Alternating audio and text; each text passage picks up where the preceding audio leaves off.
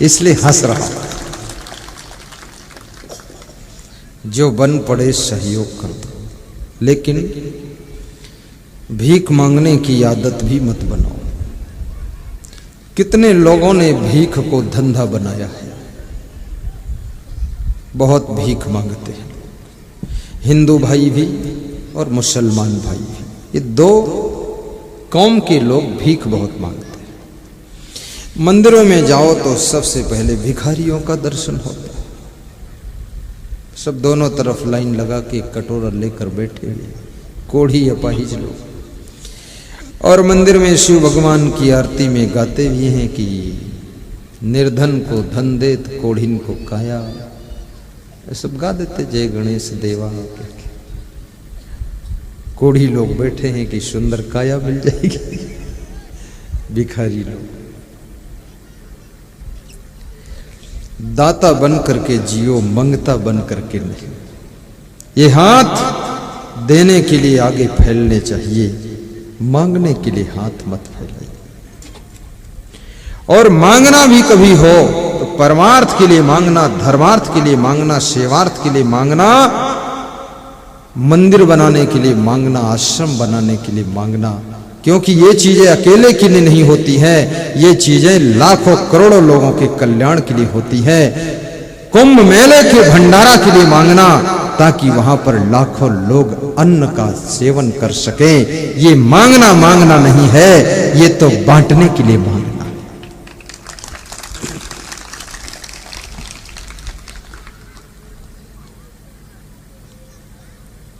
बहुत बड़ी बात है, ध्यान देना। वो भिखारी क्या कहता है? वे कहते हैं कि सुन लो मेरा है ये संदेशा, मेरा है ये संदेशा। वे कहते हैं कि सुन लो मेरा है ये संदेशा, अन्याय को कर्मों से बच के रहना हमेशा, बच के रहना हमेशा। अन्याय को कर्मों से बच के रहना हमेशा, बच के रहना हमेशा। रुपया जो कमाते याद रखें वे सभी, अन्याय से कमाया धन फलता न है कभी, फलता न है कभी। अन्याय से कमाया धन फलता न है कभी, फलता न है कभी। प्रिय ध्यान रहे न्याय ही करते हैं प्रभु सदा, जितना लिया है उसी का करना होगा अदा, करना होगा अदा। विश्वास के लिए मैं कहानी हूँ सुनाता, धर ध्यान सुनो कर्मों का नतीजा हूँ बताता। ये उस समय की बात है जब मैं गृहस्थ था। वो भिखारी बता रहा, जब मैं गृहस्थ आश्रम में था उस समय की बात बता रहा, कैसे बना भिखारी, क्या क्या घटना हुई। ये उस समय की बात है जब मैं गृहस्थ था, निर्धनता के दुख में ही सदा रहा व्यस्त था, सदा रहा व्यस्त था। निर्धनता के दुख में ही सदा रहा व्यस्त था, सदा रहा व्यस्त था। जब मैं गृहस्थ था तो बहुत गरीबी में था उस समय, और गृहस्थ गरीबी के दुख को सह सकता है। लेकिन याद रखना मेरे भाइयों बहनों, गृहस्थ के घर में एक दुख और होता है, बहुत बड़ा दुख। वह दुख है संतान ना होने का दुख, संतान ना होने का दुख। आपके पास धन कम है, इस दुख को आप सह सकते हो, लेकिन यदि संतान नहीं है तो ये दुख आपसे सहा नहीं जा सकता, बहुत कठिन है। चिंता लगी थी दूसरी संतान नहीं थी, संकट में काम बुद्धि भी कुछ करती नहीं थी, काम करती नहीं थी। संकट में काम बुद्धि भी कुछ करती नहीं थी, काम करती नहीं थी। दूसरी चिंता लगी थी कि कोई संतान नहीं, वंश कैसे चलेगा। जिस गुरु की कोई शिष्य ना हो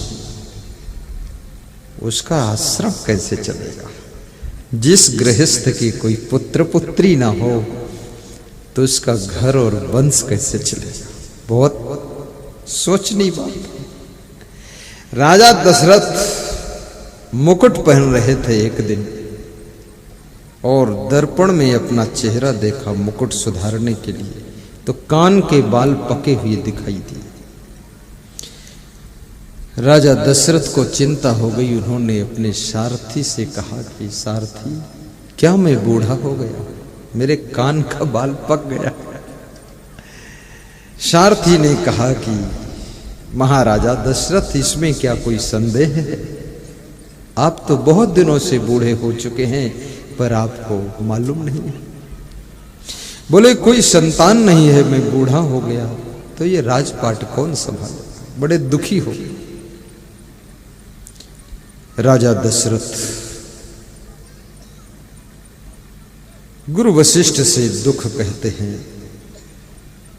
उन्होंने कहा आप श्रृंगी ऋषि के पास जाइए, वो इसका समाधान कर सकते हैं। एक संत दूसरे संत से मिला देता है और समाधान कर देता है। पुत्रेष्ठ यज्ञ हुआ, खीर बनी, रानियों ने खीर खाया और कहते हैं 4 पुत्र पैदा हुए। बहुत लोगों को संदेह होता क्या खीर खाने से 4 पुत्र कैसे हो जाए। अगर खीर खाने से पुत्र हो तो आज भी जिन महिलाओं के पुत्र नहीं उनको खीर खिला दिया जाए, यज्ञ कर दिया जाए। ये यज्ञ इसीलिए बहुत ज्यादा होते हैं, उसमें खीर भी बनाई जाती है कि लोग खीर खाकर पुत्र लाभ ले सके। जिस समय भगवान श्री राम जनकपुर में धनुष यज्ञ में सम्मिलित हुए, सीता जी के साथ में उनका विवाह हुआ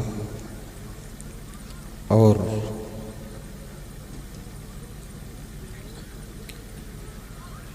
बड़ी विचित्र बात ये हुई। जब राम कलेवा हो रहा था तो जनकपुर की स्त्रियों ने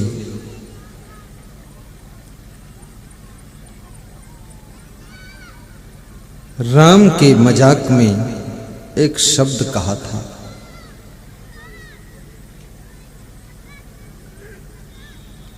अति उदार करतूतदार सब अवधपुरी की बामा, खीर खाए पैदा सुत करती पति कर कछु नहीं कामा।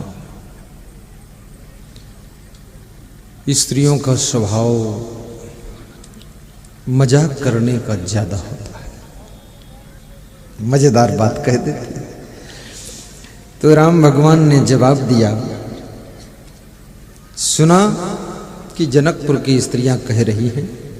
अभी राम भगवान की ससुराल में प्रवचन करके हम आए जनकपुर में, वहीं प्रवचन था मेरा 1 महीना पहले। सखी वचन सुनकर रघुनंदन बोले मृदु मुस्काते, मीठा मुस्कुरा कर बोले राम, नाराज नहीं हुए।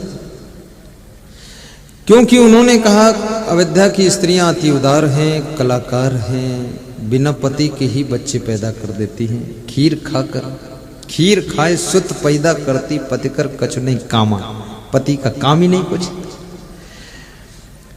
तो राम जी ने उत्तर दिया, सखी वचन सुनकर रघुनंदन बोले मृदु मुस्काते, आपन चाल छिपावो प्यारी कहो आन की बात। अपनी चाल को छिपाती दूसरे की बात कहती हो। कोई नहीं जन्मे मात पिता बिनु बंधी वेद की नीति, तुम्हारे तो सब मही से उपजे अस हमरे नहीं रीति। राम कहते माता पिता के बिना कोई जन्म नहीं लेता, ऐसा वेद का नियम है। तुम्हारे जनकपुर में तो धरती से बच्चे पैदा होते हैं, ऐसा हमारे अयोध्या में रिवाज नहीं है। वहां तो धरती से गन्ना गेहूं धान ही होता है। सीता जी का जन्म धरती से हुआ था, लेकिन नाम नहीं लिया सीता जी का, इनडायरेक्ट में उत्तर दिया। तो जनकपुर की स्त्रियां समझ गईं कि दामाद बहुत बुद्धिमान है, जवाब सही दे रहा है। मनुष्य के बोलने से उसके बुद्धिमानी की गहराई को नापा जा सकता है, कितना बुद्धिमान है व्यक्ति। और सज्जनों, याद रखना, खीर खाने से पुत्र का जन्म होने का कोई रिश्ता नहीं। ये भी कर्म और भाग्य का खेल है। आप पुण्य करोगे, जरूर उसका फल मिलेगा, और ये पुण्य से ही धर्म पुत्र, धर्म पुत्री, धर्म पत्नी, अच्छा पति सब मिलता है। इसलिए भक्ति खूब करना चाहिए। भक्ति के प्रभाव से, धर्म के प्रभाव से आपके भाग्य की रचना में सुधार होता है। भाग्य को भगवान नहीं बनाता है, हर इंसान अपने अपने भाग्य की रचना स्वयं करता है। और आपके हाथों में भाग्य को बदलने की भी कला है। परिश्रम की चाबी से भाग्य का ताला खोला जाता है, और संयम सदाचार से भाग्य को चमकाया जाता है, और चरित्र और अच्छे विचार से भाग्य को प्रोसेस किया जाता है। याद रखना, भाग्य जितना है उसको तादाद से ज्यादा तुम बढ़ा भी सकते हो। और अगर गलतियां करते रहोगे तो आपका भाग्य घटता भी चला जाएगा।